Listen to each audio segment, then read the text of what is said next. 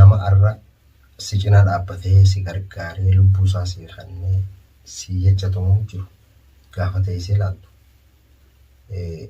ilma namaa keessatti ni zaabamtu. Assalamu alaikum warahmatullahi wabarakatuh. Maatii YouTube channel Azalaatu bakka jirtanitti nageenya rabbii isin biraa jiraatu obboleeyyan kiyya.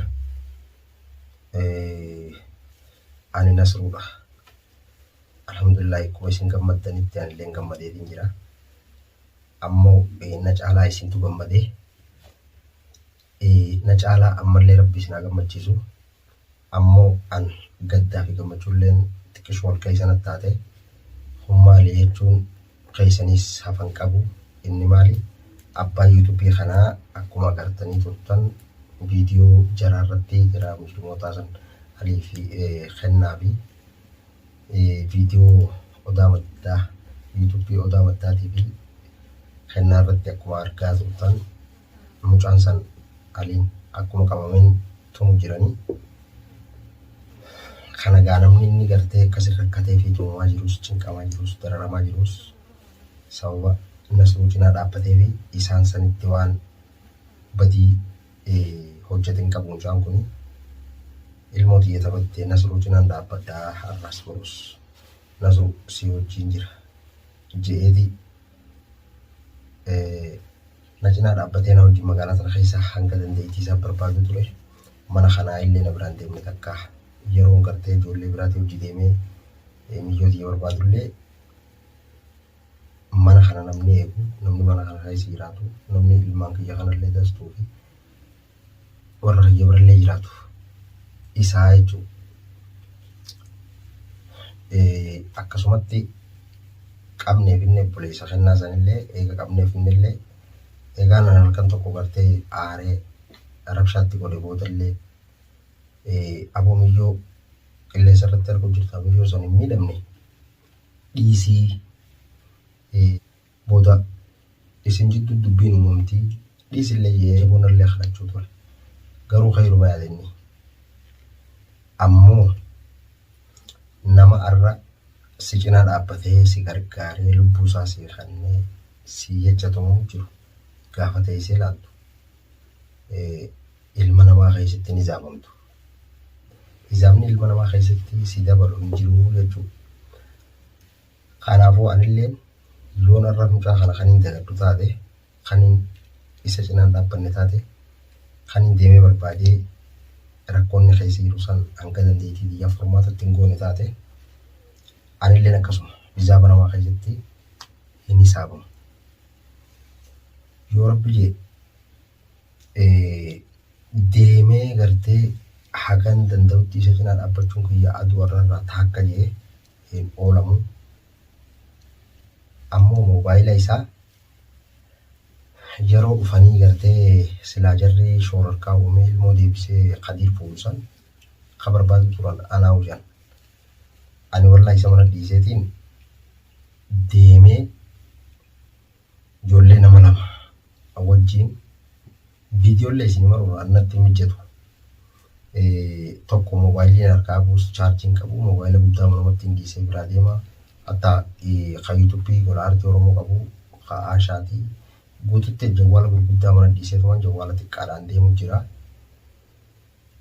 Warroonni gaa hedduun gara WhatsApp fi akkasumatti bilbilaallee darramuu turtan hedduu galatoomaa Aashaa warri dubbiftanii firraa egaa akkana jettanii illee gartee isitti illee himtan obboleeyyan kiyya wallaahi hedduun isin jaaladha. Umriinaaf dheeradaa bakka jirtanitti rabbii nagaa isinitti haa ta'u. Akkasitti inni manaan amma keessa jiru kana majlisa manuma keessa teenyu mana teessumaati.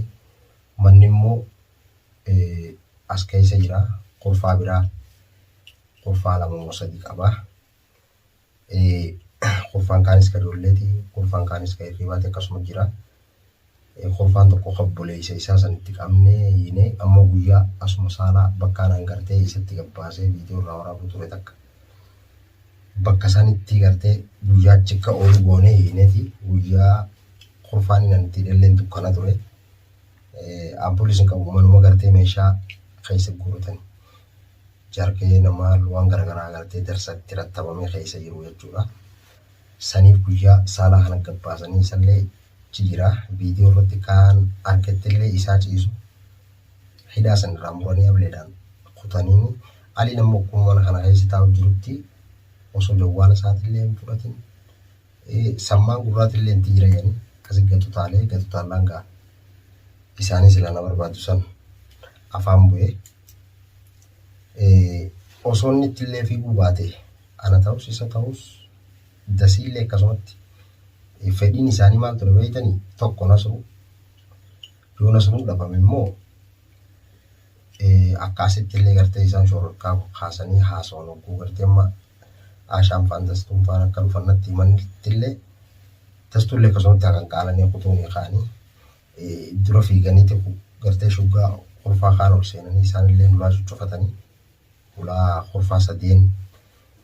ulaa silaa kurfaa sadeen itti oliin seenan akka gibbiiti sunis sanitti cufatanii sababa san isaanilleen asirraa deemanii jechuudha.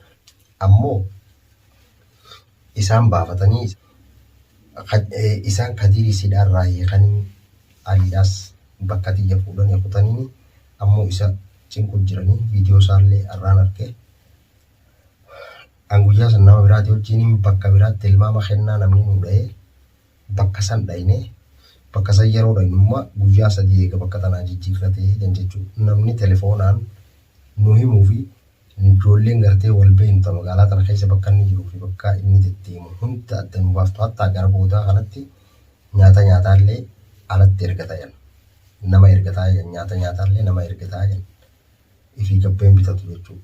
Booda tanarraa hafuura akkasittuu dhabnee turre. Ammoo eegamu jirmootatti dhaqe booda soomti ol fudhatee gartee piippiijee mujirmoonni inni deemuunis waa takka wanni isaan fidanii jirtu obboleessaa baga fudhatee rakkoon qabu ilmooti jallee deebise immoo silaa dhiirummaan isaa silaa gartee aliisan dhiisee nasruma barbaade nasruma sana osoo qabatee irra gaarii ture. Nasruu qabachuu hin dandeenye. Nasruun eessa jira jetti akka nama gartee na barbaadee bakkaan hin jiru na dhufuutti akka waan dhiirummaa guutteetti nasruun eessa jira maarreedha jee mucatti gartee shamisa baafateetuma kursii irratti yeroon argu kursii irratti hidhe kursii kayyatee kursii irratti hidhe mucaatuma sun dhiirummaa miti. Wallaahi waan hin godhu summaan beeka osoo gartee ijaannanaa fi sarara tola agarsiise guyyaa sana immoo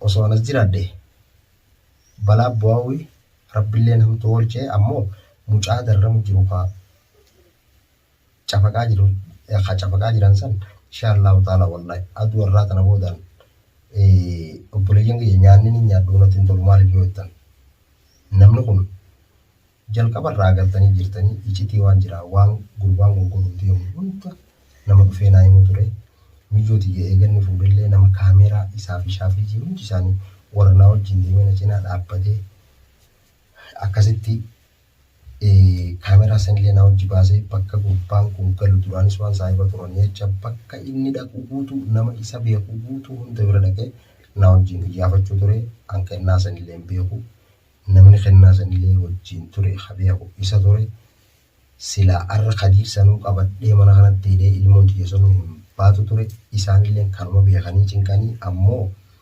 mucaan sun yeroo nan kadiir kana tumullee namarraa na dhoorkuu ture nas fuudhii sijeeti garuu zamana ammaa kheyrii yaaduun sharri nama jijjiiramti.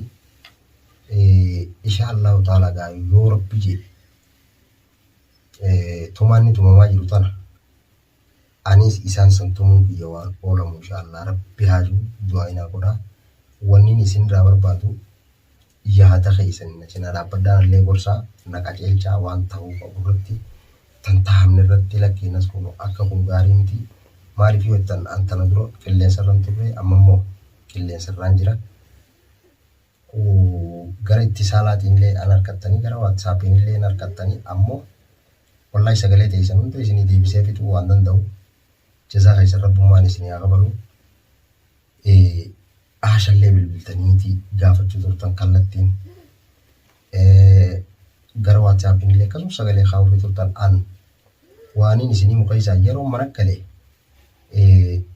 sa'aa muraasa jawwaal bosona waa laaluun akka wayaa namni rakkoon akkanarra buute ibiddi abbuma gartee irra bu'e ilaala isaa Oromoon jettu sanii tana jirtu tun nama biraattis akkasumatti egaa itti mul'atti jeetii yaada.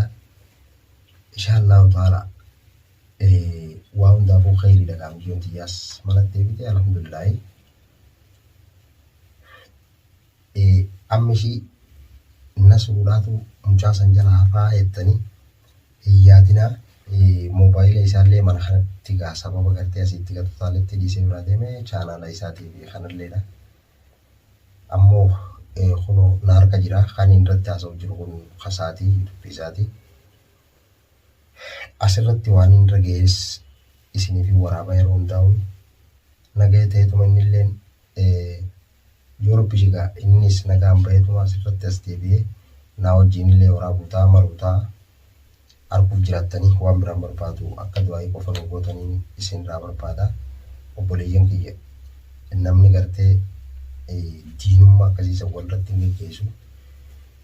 Biyya namaa tana keessa jirra jee namni gartee miidhaa gosa sanii yoo waan fedhillee qabaate walirra geggeessu waan biraa isin barbaachiftu yoo rabbi jee aliinni bahaa du'aayii qofaan na cinaa dhaabbadhaan isin jechuu barbaade haga gaafiitii aantu walitti eebinu obboleeyyan kiyya.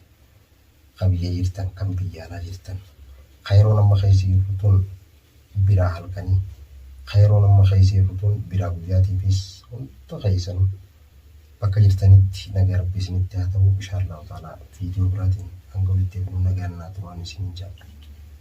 Assalaamu alaikum warahmatullahi wabarakatuh.